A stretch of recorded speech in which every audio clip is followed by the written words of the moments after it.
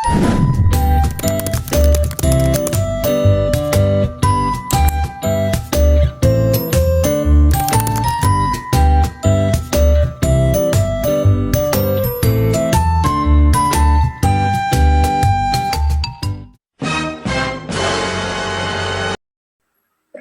nama saya Syifa Aulia Zahra dengan NPM 2411100282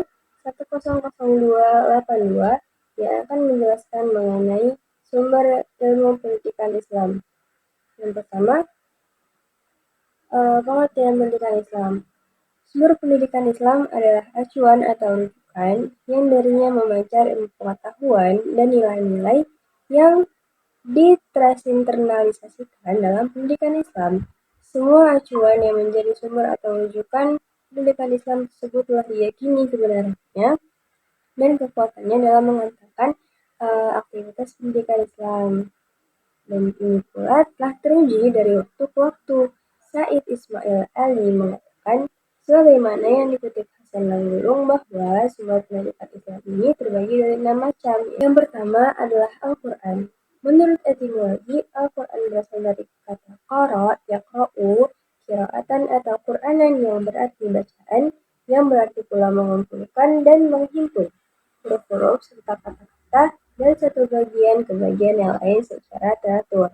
Nah, Al-Quran ini sebagai sumber yang esensial yang di dalamnya mengatur kaidah-kaidah hukum secara umum yang terpelihara, tidak ada yang menambahi dan juga tidak ada yang mengurangi, sebagaimana firman Allah yang berbunyi, A'udzu billahi minasyaitonir rajim. Bismillahirrahmanirrahim. Inna nahnu nazzalna dzikra wa inna lahu lahafizun. Yang artinya, sesungguhnya kamilah yang menurunkan Al-Quran dan sesungguhnya kami benar-benar memeliharanya. Quran Surat Al-Hijr ayat 9. Lalu sumber pendidikan Islam yang kedua adalah As-Sunnah. As-Sunnah diartikan sebagai sesuatu yang disandarkan kepada Nabi SAW, baik berupa perkataan, perbuatan, maupun ketetapan. Adapun pengertian As-Sunnah menurut para ahli hadis adalah sesuatu yang didapatkan dari Nabi Muhammad SAW yang terdiri dari ucapan, perbuatan, persetujuan, sifat fisik, atau budi, atau biografi, baik pada masa sebelum kenabian maupun sesudahnya. Ketiga adalah kata-kata sahabat. Sahabat adalah orang yang lahir dan hidup sezaman dengan Nabi, serta menyatakan beriman dan setia kepadanya. Para sahabat adalah orang yang pertama kali belajar dan menimba ilmu dari Nabi Muhammad SAW. Saya akan melanjutkan materi yang keempat, yaitu kemaslahatan umat atau sosial. Mas Halil atau Al-Mursalah merajuk pada penetapan undang-undang dan peraturan termasuk di bidang pendidikan yang tidak dijelaskan secara khusus dan nas. Nah, ini ada 3 kriteria.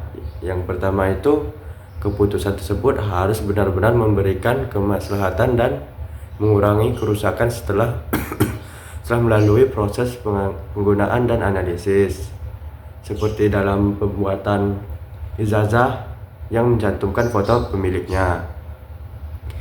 Yang kedua itu, kemaslahatan yang diambil harus bersifat universal, mencakup seluruh lapisan masyarakat tanpa diskriminasi. Yang ketiga itu, keputusan yang diambil tidak boleh bertentangan dengan nilai-nilai dasar Al-Quran dan Sunnah. Yang materi kelima yaitu tradisi dan adat kebiasaan masyarakat atau uruf. Tradisi atau uruf atau adat adalah kebiasaan yang dijalankan oleh masyarakat, baik berupa ucapan maupun tindakan yang dilakukan secara berkesinambungan sehingga seolah-olah menjadi hukum tersendiri. Nah, adapun syarat-syaratnya itu ada 2. Yang pertama itu tidak bertentangan dengan ketentuan nas baik dari Al-Quran maupun Sunnah. Yang kedua itu tradisi yang diterima harus sesuai dengan akal sehat dan tabiat yang baik. Materi kelima yaitu tradisi dan adat kebiasaan masyarakat atau uruf. Tradisi atau uruf atau adat adalah kebiasaan yang dijalankan oleh masyarakat baik berupa ucapan maupun tindakan yang dilakukan secara berkesinambungan sehingga seolah-olah menjadi hukum tersendiri. Nah, adapun syarat-syaratnya itu ada 2. Yang pertama itu tidak bertentangan dengan ketentuan nas baik dari Al-Quran maupun Sunnah. Yang kedua itu tradisi yang diterima harus sesuai dengan akal sehat dan tabiat yang baik. Selanjutnya materi ke-6 yaitu hasil pemikiran para ahli dalam Islam atau ijtihad. Ijtihad berasal dari kata jahda yang berarti kesulitan ataupun upaya keras serta mengacu pada pengarahan kemampuan dan kekuatan. Said Al-Tahani mendefinisikan ijtihad sebagai tahmil al-jahdi, yaitu upaya yang memerlukan kesungguhan yang melibatkan pengumpulan segala kemampuan dan kekuatan untuk mencapai tujuan hingga mencapai puncaknya. Ijtihad menjadi krusial dalam pendidikan Islam saat situasi pendidikan mengalami stagnasi dan kekuatan. Tujuan dari ijtihad dalam konteks pendidikan adalah untuk menciptakan dinamika inovasi dan modernisasi sehingga diharapkan dapat menghasilkan masa depan pendidikan yang lebih berkualitas. Segitu saja yang bisa saya sampaikan. Terima kasih. Perkenalkan, nama saya Fika Rahmana Putri dengan nomor NPM 2411100165. Di sini saya akan memaparkan tentang dasar-dasar pendidikan Islam. Dasar-dasar pendidikan Islam menurut tinjauan ada 5, yaitu Al-Quran, hadis, filosofis, psikologis, dan sosiologis. Yang pertama yaitu Al-Quran. Kenapa Al-Quran termasuk dalam dasar-dasar pendidikan Islam? Karena Allah pertama kali mewahyukan surah tentang dasar pendidikan Islam dalam surah Al-Alaq ayat 1-5 yang berbunyi, Bismillahirrahmanirrahim. Bismillahirrahmanirrahim. Iqra bismi rabbikal ladzi khalaq. Khalaqal insana min 'alaq. Iqra wa rabbukal akram.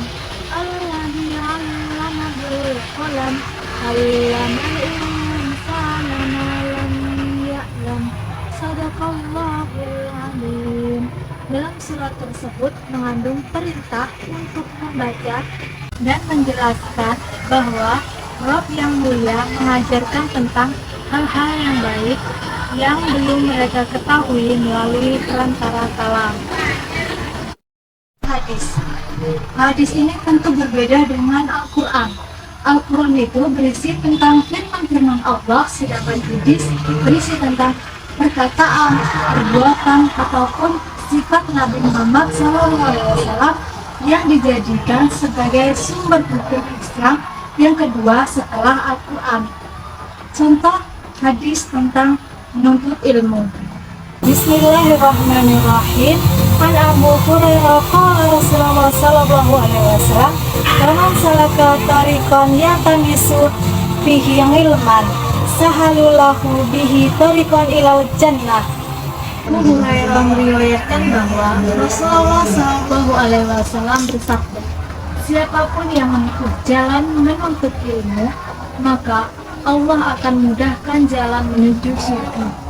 Hadis riwayat Muslim nomor 2699. Yang ketiga yaitu filosofis. Dasar filosofis adalah dasar yang memberi kemampuan memilih yang terbaik, memberi arah suatu sistem, dan dasar-dasar operasional lainnya. Assalamualaikum warahmatullahi wabarakatuh. Perkenalkan, nama saya Fania Amanda Putri. NPM saya 2411100290. Baiklah, di sini saya akan menjelaskan tentang psikologis. Apa sih psikologis itu? Psikologis adalah landasan yang memberikan informasi mengenai karakter, bakat, minat, dan inovasi dari peserta didik, pendidik, serta lembaga administrasi lainnya. Psikologis penting untuk menilai tingkat kepuasan dan kesejahteraan para pendidik, sehingga peserta didik dapat meningkatkan prestasi dan bersaing secara baik. Jadi, psikologis dapat diartikan sebagai ilmu yang mempelajari perilaku manusia, termasuk berbicara, berjalan, berpikir, melakukan sesuatu, dan berinteraksi kepada lingkungan sekitar. Baiklah, selanjutnya saya akan menjelaskan tentang sosiologis. Sosiologis adalah ilmu yang mempelajari tentang masyarakat. Sosiologis berusaha memahami manusia berinteraksi dengan kelompok dan menciptakan sistem. Mereka tertarik pada berbagai aspek kehidupan masyarakat, mulai dari keluarga, agama, politik, dan ekonomi. Jadi, kesimpulan dari materi kami adalah sumber dan dasar pendidikan Islam adalah Al-Quran dan Sunnah. Al-Quran dan Sunnah juga menjadi pedoman hidup manusia yang utama. Pendidikan Islam juga bertujuan untuk membentuk manusia seutuhnya, baik secara intelektual, spiritual, maupun sosial. Contohnya seperti untuk membimbing dan mendidik peserta didik untuk memahami dan mengamalkan ajaran Islam.